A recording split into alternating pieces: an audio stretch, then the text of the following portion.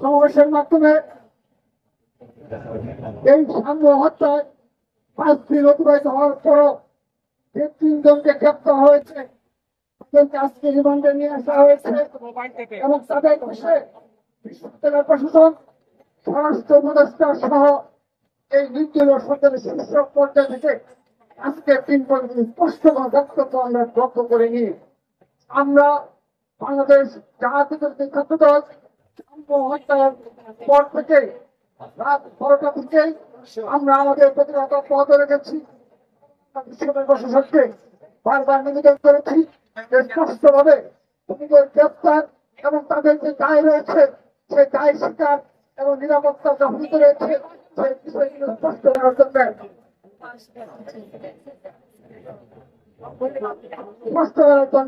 কিন্তু আজকে দিন পর্যন্ত আমরা লক্ষ্য করেছি বিশ্ববিদ্যালয়ের প্রশাসনের সম্মানিত বিচার কিংবা প্রক্টররা তারা আজকে দিন পর্যন্ত আমাদের আশ্বস্ত করতে পারেনি যে সাম্য হত্যা প্রকৃত খুনিদের জন্য ধরার জন্য তাদের কোনো সদিচ্ছা রয়েছে কিনা, তাদের দৃশ্যমান কোনো পদক্ষেপ রয়েছে কিনা। সম্মিলিত ভিত্তিতে আমরা আজকের প্রতিবাদ সমাবেশ থেকে আবারও যে ছাত্র সমাজ থেকে যে দাবি উঠেছে এবং ঢাকা বিশ্ববিদ্যালয়ের ছাত্রদল আজকে থেকে কর্মসূচি পালন করেছে, সেই ঢাকা বিশ্ববিদ্যালয়ের ছাত্রদলের কর্মসূচির প্রতি ছাত্রদল কেন্দ্রীয় সংসদের পূর্ণ সমর্থন রয়েছে এবং তারা যে দাবি জানিয়েছে প্রশাসন সহজে পদত্যাগের দাবি ছাত্রদল জানিয়েছে। ছাত্রদল কেন্দ্রীয় সংসদ তার পূর্ণ সমর্থন জানাচ্ছে এবং তাদেরকে একটা সম্মানিত ব্যক্তি হিসেবে তাদের দাবির প্রতি অবশ্যই অনুরোধ জানাচ্ছি।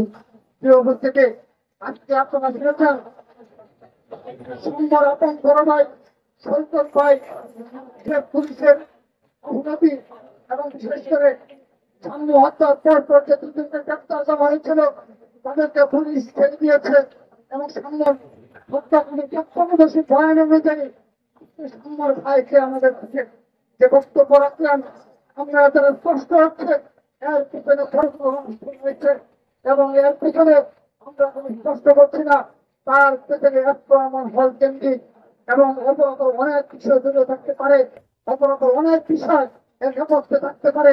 আমরা আজকে সামনের বড় ভাই সৈকত ভাইয়ের মাধ্যমে সেই বিষয়গুলো স্পষ্ট হলো অবগত হলাম। আমরা এবং তদন্ত দাবি করছি আবারও একটি নিয়ে বিশেষ করে নয় যারা প্রকৃত হলে তাদেরকে গ্রেপ্তারের দাবি করছি এবং আজকে প্রতিবাদ সমাবেশ থেকে আমরা স্পষ্ট ভাষায় ঘোষণা দিচ্ছি বাংলাদেশ জাতীয় ছাত্র দলের হাজার হাজার নেতাকর্মী আজকে আমাদের দপ্তরে উপস্থিত রয়েছে।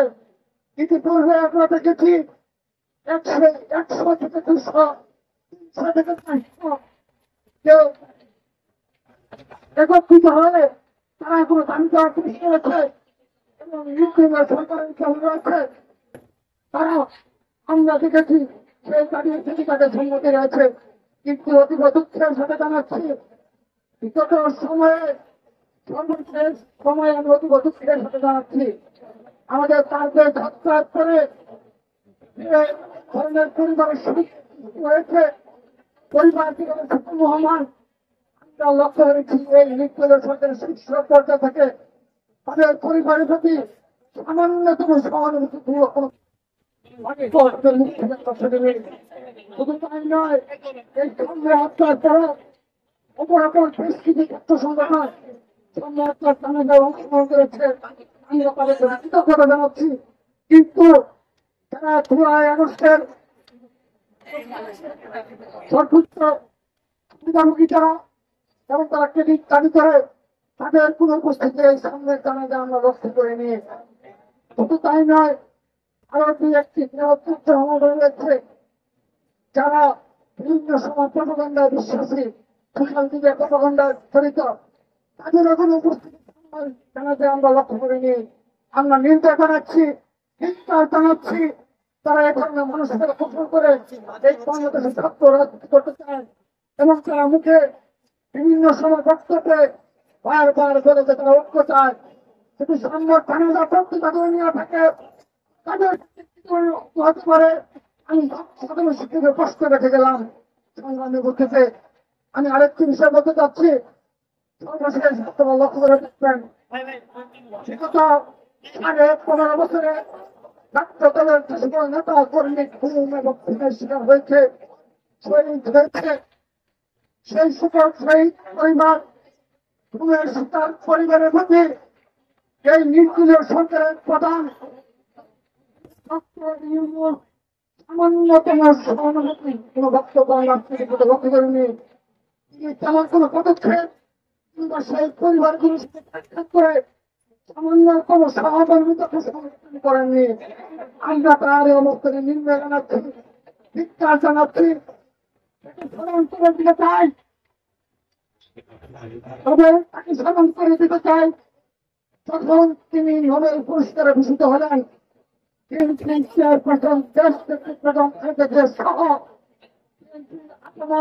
নেতৃত্ব তাকে সাধারণ জানিয়েছিল এবং এই বাংলাদেশের শ্রেষ্ঠ সন্তান হিসেবে আমরা অন্তরে নিয়েছিলাম। কিন্তু আজকের দিনে আমরা কিন্তু 15.5 বছর দেখেছি তিনি বিভিন্ন সময় খুনি হাসিনার এবং এই হাসিনার পরিবার করে নির্যাতিত হয়েছেন। সরাসরি তাকে অপরাস্ত করা হয়েছে। কিন্তু তিনি যখন এই প্রধান উপদেষ্টার পদে অধিষ্ঠিত হলেন, তারপর থেকে আজকের দিন পর্যন্ত আমরা তখন লক্ষ্য করিনি